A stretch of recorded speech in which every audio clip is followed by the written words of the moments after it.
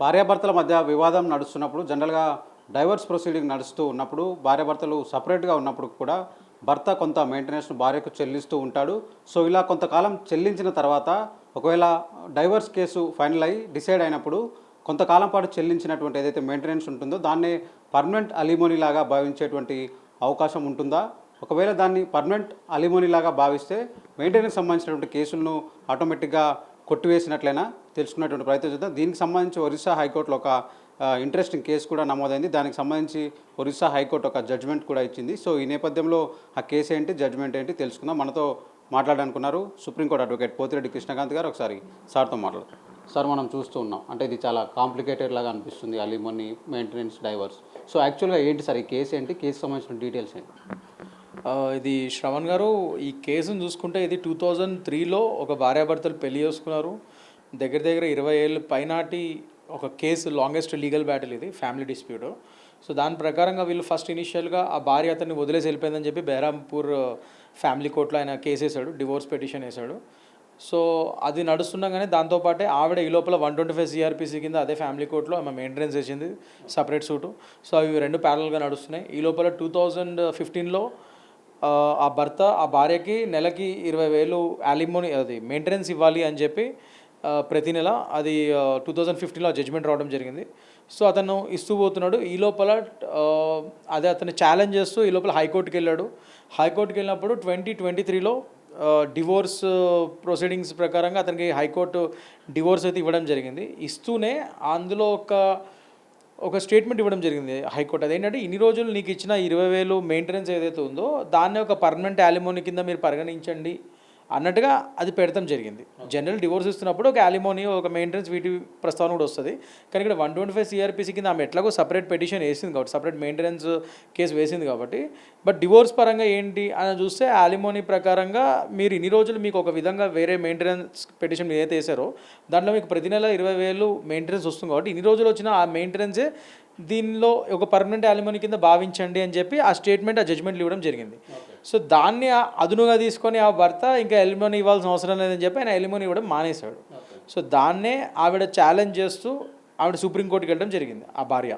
Supreme court అక్కడ ఏం చెప్పిందంటే, ఈ డివోర్స్ అయితే ఈ భర్తకు వచ్చింది డిజర్షన్ పేరు మీద, అమ్మాయి పెళ్ళైన కొన్ని రోజులకి వదిలేసి వెళ్ళిపోయింది కాబట్టి సరే, అది మ్యారిటల్ క్రూయల్టీ కింద వస్తుంది, డిజర్షన్ కింద అతను డివోర్స్ అయితే ఇవ్వడం జరిగింది. At the same time high court ఏదైతే కామెంట్స్ పాస్ చేసిందో అది పర్మనెంట్ ఎలిమోనీ పరంగా, జనరల్ డివోర్స్ వాటిలో మన పర్మనెంట్ ఎలిమోనీ గురించి ప్రస్తావన ఉంటుంది కాబట్టి ఆ పర్మనెంట్ ఎలిమోనీ ఇందులో ఆల్రెడీ ఆమెకి ప్రతి నెల ఇన్ని రోజులు ఒక అమౌంట్ వచ్చింది కాబట్టి దాన్నే పర్మనెంట్ ఎలిమోనీ కింద తీసుకొని, ఈ డిజర్షన్ అనేది ఒక చాలా గ్రేవ్ క్రూయల్టీ కాబట్టి దాని పరంగా డివోర్స్ అయితే ఇచ్చేసింది హైకోర్టు. సో దాన్ని మేము తప్పుపట్టము.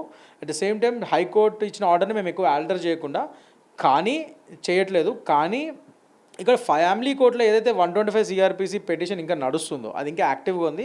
సో దాన్ని భర్త ఉల్లంఘించడం లేదు. అది ఏదున్నా కూడా అతను ఛాలెంజ్ చేయాలంటే ఆ 125 సిఆర్పిసి మెయింటెనెన్స్ ఆర్డర్ ఏదైతే వచ్చిందో దాన్ని అతను ఫ్యామిలీ కోర్టులో మళ్ళీ అది రైట్ ఫారంలోకి వెళ్ళి మీరు ఫైట్ చేసుకోండి, ఫ్యామిలీ కోర్టులో కానీ, లేకపోతే అక్కడ మీకు అడ్వర్స్గా వస్తే మళ్ళీ హైకోర్టుకి వెళ్ళండి ఆ ఫ్యామిలీ కోర్టు పరంగా. అదైతే ఇంకా మీరు రైట్ ఫారమ్స్కి వెళ్ళి ఫైట్ చేసుకునే హక్కు బోత్ ఆ భార్యకి భర్తకి ఇద్దరికి ఉంది.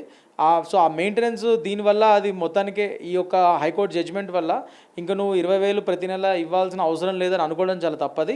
అది ఆ ఫైట్ నువ్వు కావాల్సి వస్తే ఫ్యామిలీ కోర్టులో ఫైట్ చేసుకోవాలని చెప్పి భర్తకి వారిస్తూ ఆమెకి అదనంగా ఒక 3 లక్షలు ఇవ్వడం జరిగింది సుప్రీంకోర్టు ఈ భార్యకి. ఈ వచ్చినందుకు ఒక పర్మనెంట్ ఎలిమోనీ కింద ఒక 3 లక్షలు కింద హైకోర్టు ఏదైతే పర్మనెంట్ ఎలిమోనీ లేదు, ఇన్ని రోజులు ఇచ్చిన 20,000 సరిపెట్టుకోండి అన్నదో దాన్ని మార్చకుండా, కాకపోతే అదనంగా ఈ సుప్రీంకోర్టు ఒక 3 లక్షల భార్యకి ఇప్పడం జరిగింది ఆ ఆర్డర్లో ఆ భర్త ద్వారా. ప్లస్ ఆ మంత్లీ మెయింటెనెన్స్ ప్రస్తావన ఏదైతే 125 సిఆర్పిసి ఆ కేసు ఇంకా ఆ ఆర్డర్ ఇంకా యాక్టివ్గా ఉంది కాబట్టి అది మీరు ఏమైనా ఛాలెంజ్ చేయాలనుకుంటే రైట్ ఫారమ్స్లోకి వెళ్ళండి, కింద ఫ్యామిలీ కోర్టులో అది మీరు కంటెస్ట్ చేసుకోండి అని చెప్పి మళ్ళీ అక్కడ వాళ్ళని డైరెక్ట్ చేయడం జరిగింది.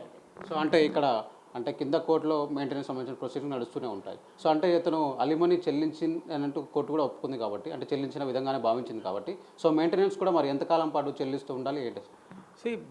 శ్రవణ్ గారు, జనరల్లీ అందరూ ఏమనుకుంటారంటే ఈ కేసు క్లాసిక్ ఎగ్జాంపుల్ అదేంటంటే, ఒకసారి డివోర్స్ అయిపోతే ఇంకా నేను మెయింటెనెన్స్ ఇవ్వాల్సిన అవసరం లేదు అనుకుంటారు భర్తలు. అలా కాదు. డివోర్స్ ఇచ్చినా ఆవిడ ఒకవేళ ఆమె కాళ్ళ మీద ఆమె స్టిల్ నిలబడలేకపోతే, ఆమె ఒక హౌస్ వైఫ్, ఎవరో ఆమెకి చదువు లేదు, what ever it my be the reasons, ఆమె జాబ్ లేదు, ఆమె పోషించుకోలేదు. సో డివోర్స్ అయిన తర్వాత కూడా అలాంటి ఎక్స్ వైఫ్కి భర్తలు మెయింటెనెన్స్ ఇస్తూనే ఉండాలి. అన్లెస్ అంటిల్ ఎప్పుడు వరకు ఆవిడ రెండో పెళ్లి చేసుకున్నంత వరకు. రెండో పెళ్లి చేసుకుందాం కూడా ఇప్పుడు ఆ కొత్త భర్తకి ఆమె మీద బాధ్యత ఉంటుంది. సో ఈ ఎక్స్ హస్బెండ్కి ఇంకా మెయింటెనెన్స్ ఇవ్వాల్సిన అవసరం ఉండదు. సో అప్పుడు వరకు ఆమె మాత్రం ఆ భర్తకి ఆమెకు మాత్రం ఖచ్చితంగా మెయింటెనెన్స్ ఇవ్వాల్సిన అవసరం ఉంటుంది ఈవెన్ ఆఫ్టర్ డివోర్స్.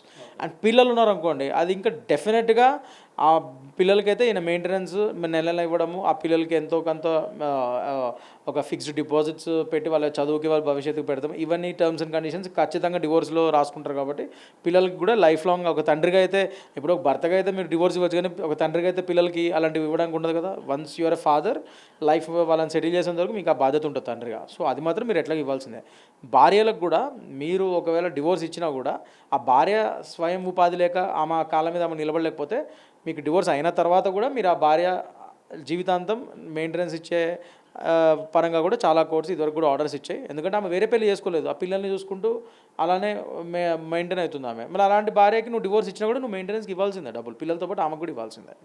సో అంటే ఇక్కడ మనం చూసుకుంటే జనరల్గా ఇక్కడేమో అలిమనీ ఇచ్చేసాను అని భర్త చెప్తున్నాడు, సో సెటిల్ అయిపోయింది అంటున్నాడు, మెయింటెనెన్స్ ఇవ్వాల్సిన అవసరం లేదంటున్నాడు. మళ్ళీ కోర్టుకు వెళ్తేనే కోర్టు ఏమో కింది కోర్టులో తేల్చుకోమంటుంది. సో జనరల్గా అంటే ఇలాంటి కేసెస్కి ఎండింగ్ ఎట్లా ఉంటుంది జనరల్? ఎండింగ్ ఏం లేదండి. ఇట్స్ జస్ట్ ఇక్కడ ఏమైందంటే, ఒకటి అతను హైకోర్టు ఇప్పుడు 2 సపరేట్ కేసెస్. డివోర్స్ ప్రొసీడింగ్స్లోనే మీరు మెయింటెనెన్స్ అడగడం వేరు, అలిమోనీ ఒకటి అడగడం వేరు. At the same time separate 125 CrPC కింద మీరు సపరేట్ మెయింటెనెన్స్ వేసుకోవడం వేరు. అంటే 144 బిఎన్ఎస్ఎస్ ఇప్పుడు అది 125 సిఆర్పిసి. సో అది వేరు. సో 2 సపరేట్ ప్యారల్ కేసెస్ అనమాట ఇక్కడ. సో ఇతనికి మొత్తానికైతే ఆమె పెళ్ళైన కొన్ని రోజులకి కాపురం చేయకుండా వదిలేసి వెళ్ళిపోయింది కాబట్టి 2003లో అయింది పెళ్ళైన కొన్ని రోజులకి ఆమె వదిలేసి వెళ్ళిపోయింది కాబట్టి ఆ డిజర్షన్ మీద, ఆ క్రూయల్టీ మీద, మ్యారిటల్ క్రూయల్టీ మీద ఇతనికి మొత్తానికైతే 2023లో హైకోర్టులో వచ్చింది ఆయనకి డివోర్స్. అది వస్తున్నప్పుడు హైకోర్టు ఏమంది, ఆ డివోర్స్తో పాటు జనరల్లీ అలిమోనీ, పర్మనెంట్ అలిమోనీ ప్రస్తావన ఆ డివోర్స్లో ఉంటుంది. సో హైకోర్టు ఏమంది, నీకు ఇన్ని రోజులు ఒక నెలకి మెయింటెనెన్స్ వచ్చింది కదమ్మా, అదే ఈ కేసు పరంగా అయితే అదే పర్మనెంట్ అలిమోనీ అనుకో అని చెప్పి ఒక స్టేట్మెంట్ అందులో ఆర్డర్లో పెడతాం జరిగింది.